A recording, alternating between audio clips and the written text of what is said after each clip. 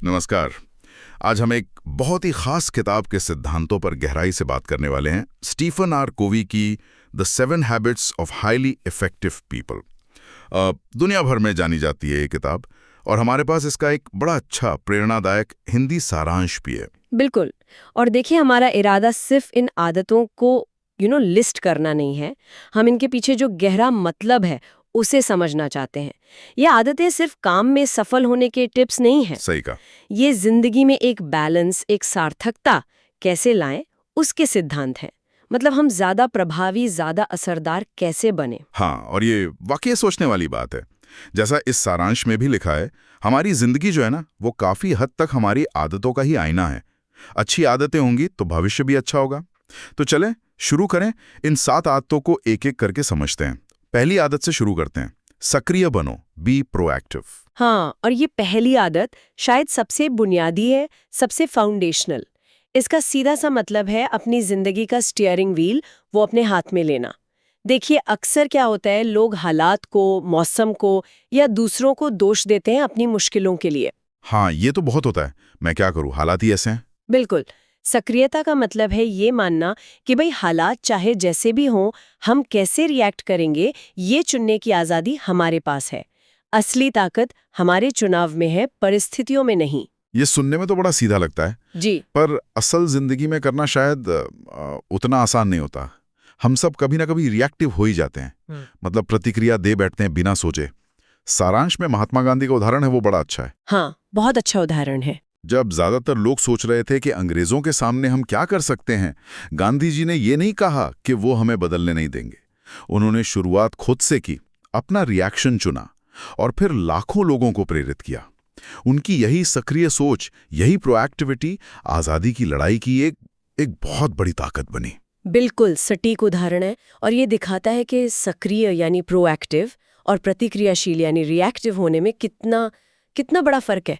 Reactive इंसान बाहरी चीजों से कंट्रोल होता है, किसी ने कुछ कह दिया, गुस्सा आ गया, मौसम खराब, मूड खराब। दूसरी तरफ जो सक्रिय व्यक्ति है वो अपने अंदर के जो मूल्य है उसके आधार पर फैसला लेता है। वो जो घटना होती है, स्टिम्युलस, और जो प्रतिक्रिया, रिस्पॉन्स होती है, उसके बीच में जो छोटा सा पॉज होता है ना, उसका इस्तेमाल करता है सोचने के लिए, चुनने के लिए। हाँ, सारांश का निचोड़ भी यही है कि हम पीड़ित बने या निर्माता, विक्टिम बने या क्रिएटर, ये चुनाव हमारा अपना है। आप हवा का रुख नहीं बदल सकते, पर अपनी कश्ती को मोड़ तो सकते हैं ना। गांधी जी का उदाहरण वाकई दिखाता है कि ये जिम्मेदारी लेना कितना पावरफुल हो सकता है। लेकिन सिर्फ एक्शन लेना ही काफी नहीं है। शायद हमें ये भी पता होना चाहिए कि जाना कहाँ है ना, मंजिल क्या है। और यहीं से मुझे लगता है दूसरी आदत आती है, अंत को ध्यान में रखकर शुरुआत करो, begin with the and in mind. इसका क्या मतलब हुआ? इसका मतलब है बिल्कुल सीधा सा, कोई भी काम शुरू करने से पहले, चाहे वो छोटा हो या बड़ा, कोई प्रोजेक्ट हो या दिन की शुरुआत ही क्यों ना हो, ये साफ होना चाहिए कि आप आखिर में पाना क्या चाहते हैं। अच्छा। ये सिर्फ बड़े बड़े लाइफ गोल्स के लिए नहीं है, रोज के कामों में भी उतना ही जरूरी है। ये एक तरह से आप कह सकती हैं अपनी जिंदगी का नक्शा बनाने जैसा है। आपके लिए क्या जरूरी है, आपके मूल्य क्या हैं, आप क्या बनना चाहते हैं, लोग आपको कैसे याद रखें। जब ये तस्वीर साफ हो जाती है ना, तो फिर रास्ते में भटकने की गुंजाइश कम हो जाती है। इस सारांश में स्टीव जॉब्स का जिक्र किया गया है। उनका लक्ष्य सिर्फ कंप्यूटर या फोन बेचना नहीं था। हाँ, उनका एक बड़ा विजन था। वो ऐसी टेक्नोलॉजी बनाना चाहते थे जिसे लोग इस्तेमाल करके खुश हों, जो उनकी जिंदगी को आसान बनाए, बेहतर बनाए। ये एक बहुत मजबूत अंत था जिसे दिमाग में रखकर उन्होंने एप्पल को खड़ा किया।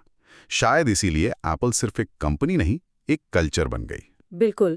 और कोवी का वो सवाल जो सारांश में भी है, वो सच में हिला देता है। सोचिए, अगर आज आपका अंतिम संस्कार हो रहा हो, तो आप क्या चाहेंगे कि लोग आपके बारे में क्या कहें? एक अच्छे इंसान थे, ईमानदार थे, मददगार थे, एक अच्छे लीडर। जो जवाब आपके दिल से आता है ना, वही आपकी जिंदगी का असली अंत या मिशन है। और जब ये मिशन साफ होता है, तो आपके सारे फैसले, करियर, रिश्ते, आप अपना समय कैसे बिताते, सब कुछ उसी दिशा में जाने लगता है। विजन क्लियर हो तो मुश्किल वक्त में भी रास्ता दिखता रहता है। तो ठीक है, अगर विजन साफ है, आदत 2, और हमने जिम्मेदारी भी ले ली, आदत 1, तो फिर सवाल उठता है कि उस विजन तक पहुंचने के लिए हम अपना टाइम और एनर्जी लगाएं कैसे? यहीं पर तीसरी आदत आती है, जरूरी काम को प्राथमिकता दो, पुट फर्स्ट थिंग्स फर्स्ट। ये सिर्फ टाइम मैनेजमेंट तो नहीं है ना? नहीं नहीं, ये उससे कहीं ज्यादा गहरा है। ये है प्राथमिकता प्रबंधन, प्रायोरिटी मैनेजमेंट। और ये दूसरी आदत यानी आपके स्पष्ट विजन पर टिका है। जब आपको पता है कि आपके लिए सबसे ज्यादा जरूरी क्या है, आपका अंत क्या है, तभी तो आप तय कर पाएंगे कि कौन सा काम पहले करना है। हाँ बिल्कुल। कोवी इसे इम्पॉर्टेंट वर्सेस अर्जेंट के मैट्रिक्स से समझाते हैं। बहुत से काम ना बहुत अर्जेंट लगते हैं, फोन बज रहा है, ईमेल आ गया, कोई मिलने आ गया, लेकिन जरूरी नहीं कि वो इम्पॉर्टेंट भी हो, यानी आपके लक्ष्यों के लिए महत्वपूर्ण हो। सही बात है। जो प्रभावी लोग होते हैं वो अपना ज्यादातर वक्त उन कामों में लगाते हैं जो इम्पॉर्टेंट है, भले ही वो अर्जेंट ना लगें। जैसे प्लानिंग करना, रिश्ते बनाना, कुछ नया सीखना, अपनी सेहत का ध्यान रखना, ये सब इम्पॉर्टेंट काम है। सारांश में डॉक्टर एपीजे अब्दुल कलाम का उदाहरण दिया है। वो वैज्ञानिक थे, टीचर थे, फिर राष्ट्रपति बने। कितनी भूमिकाएं निभाई उन्होंने, कितनी चीजें होंगी उनके सामने करने को। हाँ बिल्कुल। लेकिन उन्होंने हमेशा अपनी प्राथमिकताएं क्लियर रखी। देश के लिए साइंस और टेक्नोलॉजी को आगे बढ़ाना, युवाओं को प्रेरणा देना, छोटी मोटी रुकावटों या फौरी चीजों को उन्होंने अपने असली लक्ष्यों पर हावी नहीं होने दिया। यही फोकस मुझे लगता है उनकी महानता का एक बड़ा कारण था। बिल्कुल सही कहा। और ये प्राथमिकता तय करना और फिर उस पर टिके रहना, इसके लिए डिसिप्लिन चाहिए, अनुशासन। इसका मतलब है कि जो काम अर्जेंट तो है पर इम्पोर्टेंट नहीं है, उसे ना कहना सीखना होगा। जो कि मुश्किल होता है। हाँ, आसान नहीं होता, क्योंकि जो चीज अभी सामने है उसका दबाव ज्यादा महसूस होता है। लेकिन लंबे समय में सफलता उन्हीं कामों से मिलती है जो इम्पोर्टेंट है, जो हमारे असली लक्ष्यों और मूल्यों से जुड़े हैं। तो जो सबसे ज्यादा जरूरी है उसे बाकी सब चीजों से पहले जगह देना, यही है इस आदत का सार। अच्छा, तो ये पहली 3 आदतें, सक्रिय बनना, अंत सोचकर शुरू करना और प्राथमिकता तय करना, ये तो ज्यादातर हमारे अपने ऊपर हैं, व्यक्तिगत। इन्हें पर्सनल विक्ट्री या व्यक्तिगत जीत कह सकते हैं। लेकिन हम अकेले तो रहते नहीं, समाज में हैं, परिवार में हैं, टीमों में काम करते हैं। तो यहाँ से शायद वो आदतें आती हैं जो दूसरों के साथ हमारे रिश्तों से जुड़ी हैं। आपने बिल्कुल सही पकड़ा। पहली 3 आदतें हमें निर्भरता यानी डिपेंडेंस से स्वतंत्रता यानी इंडिपेंडेंस की ओर ले जाती हैं, खुद पर काबू पाना सिखाती हैं। लेकिन कोवी कहते हैं कि जिंदगी का सबसे ऊंचा लेवल इंडिपेंडेंस नहीं है, वो है इंटरडिपेंडेंस यानी परस्पर निर्भरता, जहां हम दूसरों के साथ मिलकर सहयोग से काम करते हैं। और इसी परस्पर निर्भरता की जो नींव है वो चौथी आदत रखती है, सबकी जीत सोचो, think win win. Win win, ये शब्द तो काफी सुना है, पर इसका असल मतलब क्या है? क्या ये सिर्फ एक समझौता कर लेना है, बीच का रास्ता निकालना? नहीं, ये सिर्फ समझौता नहीं है, ये एक पूरी सोच है, जिंदगी को देखने का एक नजरिया है। ज्यादातर लोग जिंदगी को एक मुकाबले की तरह देखते हैं। मेरी जीत मतलब तुम्हारी हार, विन लूज, या तुम्हारी जीत मतलब मेरी हार, लूज विन। हाँ, होता है ऐसा। कुछ लोग तो ऐसे भी होते हैं कि अगर मैं नहीं जीत सकती तो तुम्हें भी नहीं जीतने दूंगा। ये लूज लूज सोच कहती है। विन विन सोच कहती है कि भाई दुनिया में सबके लिए बहुत कुछ है, मौके भी हैं, सफलता भी है। हमें ऐसा हल ढूंढना चाहिए जिससे जितने भी लोग जुड़े हैं सबको फायदा हो, सबको लगे कि हाँ मैं जीती हूँ। ये आपसी सम्मान और आपसी फायदे पर आधारित है। सारांश में अमूल का उदाहरण है, भारत में कोऑपरेटिव मूवमेंट का एक बहुत शानदार उदाहरण। डॉक्टर वर्गीस कुरियन ने एक ऐसा मॉडल बनाया जहां गांव के दूध उत्पादक किसानों को उनकी मेहनत का सही दाम मिला। बिल्कुल। और दूसरी तरफ शहरों में लोगों को अच्छी क्वालिटी का दूध और डेयरी प्रोडक्ट्स मिले। ये सिर्फ किसानों की जीत नहीं थी या सिर्फ ग्राहकों की, ये सबकी जीत थी। और शायद यही विन विन सोच अमूल की इतनी लंबी सफलता का आधार बनी। बिल्कुल। और ये सोच ना रिश्तों को बहुत मजबूत करती है। जब आप सिर्फ अपना फायदा नहीं देखते, सामने वाले के भले का भी सोचते हैं, तो भरोसा बनता है। और जहां भरोसा होता है वहां सहयोग बढ़ता है, लंबे रिश्ते बनते हैं। ये सोच हर जगह काम आती है, बातचीत में, टीम में काम करते वक्त, परिवार में। सारांश का निचोड़ भी यही है कि जब आप सबकी भलाई में अपनी भलाई देखते हैं तो आपकी अपनी सफलता भी ज्यादा पक्की और सार्थक होती है। लेकिन विन विन हम तक पहुंचने के लिए या किसी भी तरह के अच्छे सहयोग के लिए ये तो जरूरी है ना कि हम एक दूसरे को समझें। और यहीं पर मुझे लगता है 5वीं आदत बहुत बहुत महत्वपूर्ण हो जाती है। पहले समझो फिर समझाओ। Seek first to understand then to be understood. सुनने में तो ये कितना सीधा लगता है, पर असल में कितना मुश्किल है ये। ये शायद सबसे मुश्किल आदतों में से एक है, सच में, क्योंकि हमारी फितरत होती है अपनी बात पहले रखने की, सलाह देने की, बहस जीतने की। हम अक्सर सुनते ही इसलिए हैं ताकि हम जवाब दे सकें, इसलिए नहीं कि हम सच में समझना चाहते हैं। कोवी जिसे सहानुभूतिपूर्ण संवाद या एम्पैथेटिक कम्युनिकेशन कहते हैं, उसका मतलब है सामने वाले के जूते में पैर डालकर देखना, उनके नजरिए से दुनिया को देखने की कोशिश करना, उनके शब्दों के पीछे जो भावनाएं हैं, जो जरूरतें हैं, उन्हें महसूस करना। ये सिर्फ कानों से सुनना नहीं है, ये दिल और दिमाग से सुनना है। सारांश में अब्राहम लिंकन का किस्सा बताया गया है। एक बार उनके कैबिनेट के ही एक सदस्य ने घंटों उनकी बुराई की, आरोप लगाए। लिंकन बस शांति से सब सुनते रहे, बिना टोके। जब वो आदमी बोलकर थक गया, चुप हो गया, तो लिंकन ने बस इतना कहा, आप जो महसूस कर रहे हैं उसे मैं समझ सकता हूं। ये सुनने की ताकत, सामने वाले की भावना को समझने की कोशिश, शायद यही उनकी महानता का एक राज था। लोग उन पर भरोसा करते थे क्योंकि उन्हें लगता था कि लिंकन उन्हें सुनते हैं, समझते हैं। और जब लोगों को ये महसूस होता है कि हाँ, मुझे समझा गया है, तभी वो आपकी बात सुनने और समझने को तैयार होते हैं। तभी भरोसा बनता है। वो जो डिफेंस की दीवारें होती है ना, वो गिर जाती हैं, और तब आप सच में उन पर असर डाल सकते हैं। बिना समझे सलाह देना या अपना हल थोपना वो अक्सर काम नहीं करता, उल्टा रेजिस्टेंस पैदा करता है। सही बात। तो अगर रिश्ते सुधारने हैं, प्रॉब्लम सॉल्व करनी है या किसी को इन्फ्लुएंस करना है, तो पहला कदम हमेशा सामने वाले को गहराई से समझना ही होना चाहिए। यही समझ विन विन आदत 4 और जो अगली आदत है सिनर्जी आदत 6 उसे मुमकिन बनाती है। तो ठीक है, अगर हमने विन विन आदत 4 वाली सोच अपना ली है और दूसरों को समझने आदत 5 की कोशिश कर रहे हैं, तो फिर हम सहयोग की एक बिल्कुल नई ऊंचाई पर पहुंच सकते हैं।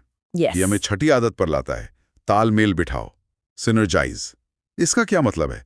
क्या ये सिर्फ टीम वर्क है? ये टीम वर्क से भी आगे की बात है। सिनर्जी या तालमेल का सिद्धांत ये कहता है कि जब लोग मिलकर काम करते हैं ना, तो जो कुल नतीजा निकलता है वो उनके अकेले अकेले किए गए काम के जोड़ से कहीं ज्यादा होता है। अच्छा। मतलब 1 + 1 = 2 नहीं, बल्कि 3 या 10 या 100 भी हो सकता है। ये तब होता है जब हम जो मतभेद हैं, जो डिफरेंसेस हैं, उन्हें बोझ नहीं बल्कि एक ताकत समझते हैं। जब अलग अलग नजरिए, अलग अलग अनुभव, अलग अलग स्किल्स एक साथ आते हैं और लोग खुले दिमाग से सम्मान के साथ एक दूसरे को सुनते हैं और मिलकर काम करते हैं, तो ऐसे नए और क्रिएटिव हल निकलते हैं जो अकेले सोचना शायद मुमकिन ही नहीं था। सारांश में राइट ब्रदर्स का उदाहरण है। विल्बर और ऑरविल, दोनों भाइयों में अलग अलग हुनर थे।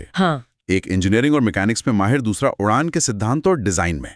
जब उन्होंने अपनी अलग अलग ताकतों को मिलाया, एक दूसरे के पूरक बने, तभी वो दुनिया का पहला सफल हवाई जहाज बनाने का और वो लगभग नामुमकिन सा काम कर पाए। अकेले शायद ये कभी नहीं कर पाते। बिल्कुल।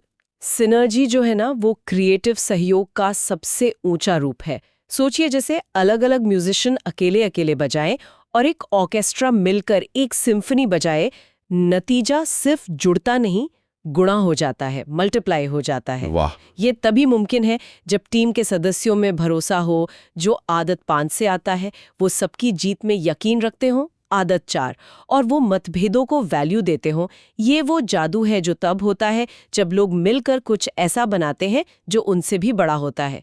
जैसा कहते ना, अकेले आप तेज चल सकते हैं, पर साथ मिलकर आप दूर तक जा सकते हैं। ये 6 आदतें, 3 व्यक्तिगत जीत की और 3 सार्वजनिक जीत की, ये मिलकर प्रभावशीलता का एक बहुत शक्तिशाली फ्रेमवर्क बनाती हैं।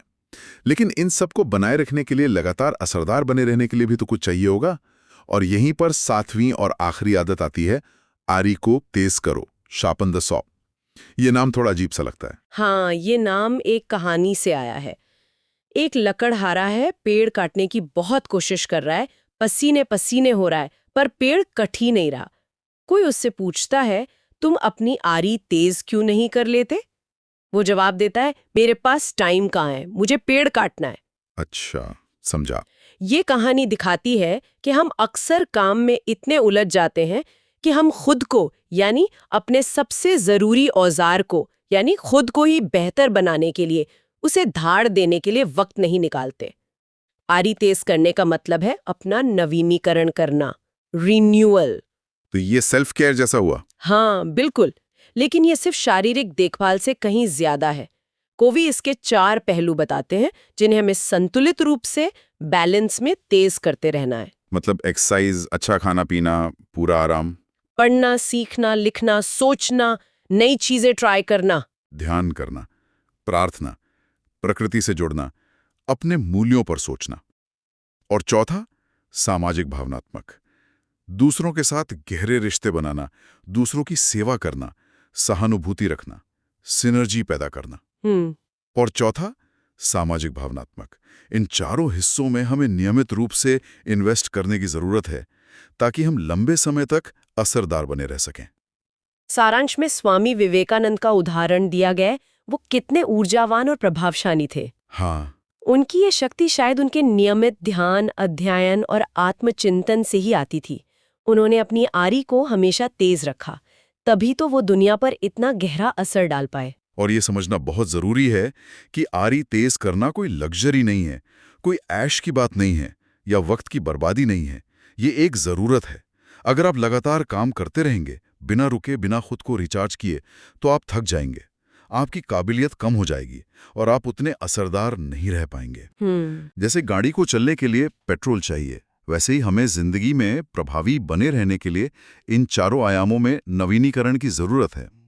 यही 7वीं आदत बाकी 6 आदतों को जीने के लिए हमें एनर्जी और क्षमता देती है। तो ये थी स्टीवन कोवी की 7 आदतें संक्षेप में। 1. सक्रिय बनो, बी प्रोएक्टिव। 2. अंत को ध्यान में रखकर शुरुआत करो, begin with the and in mind. 3. जरूरी काम को प्राथमिकता दो, पुट फर्स्ट थिंग्स फर्स्ट। 4. सबकी जीत सोचो, थिंक विन विन। 5. पहले समझो फिर समझाओ, seek first to understand then to be understood. 6. तालमेल बिठाओ, सिनर्जाइज। और 7. आरी को तेज करो, शार्पन द सॉ। और जैसा हमने बीच में बात की थी, ये आदतें अलग अलग नहीं हैं, ये सब एक दूसरे से जुड़ी हुई हैं। एक तरह से ये एक विकास की यात्रा दिखाती हैं। पहली 3 आदतें हमें दूसरों पर निर्भरता से निकालकर आत्मनिर्भर बनाती हैं। ये हुई व्यक्तिगत जीत। अगली 3 आदतें हमें आत्मनिर्भरता से आगे ले जाकर दूसरों के साथ मिलकर असरदार ढंग से काम करना सिखाती हैं, यानी परस्पर निर्भर बनाती हैं। ये हुई सार्वजनिक जीत। हाँ। और जो 7वीं आदत है, वो इन सभी 6 आदतों को संभव बनाती है और उन्हें कायम रखती है। और इन सबका जो अंतिम लक्ष्य है, वो सिर्फ सफलता पाना नहीं है, बल्कि एक संतुलित, एक सार्थक और लंबे समय तक चलने वाली प्रभावशीलता वाला जीवन जीना है। बिल्कुल। ये पूरी चर्चा, ये आदतें हमें ये सोचने पर मजबूर करती हैं कि आदतें कितनी शक्तिशाली होती हैं।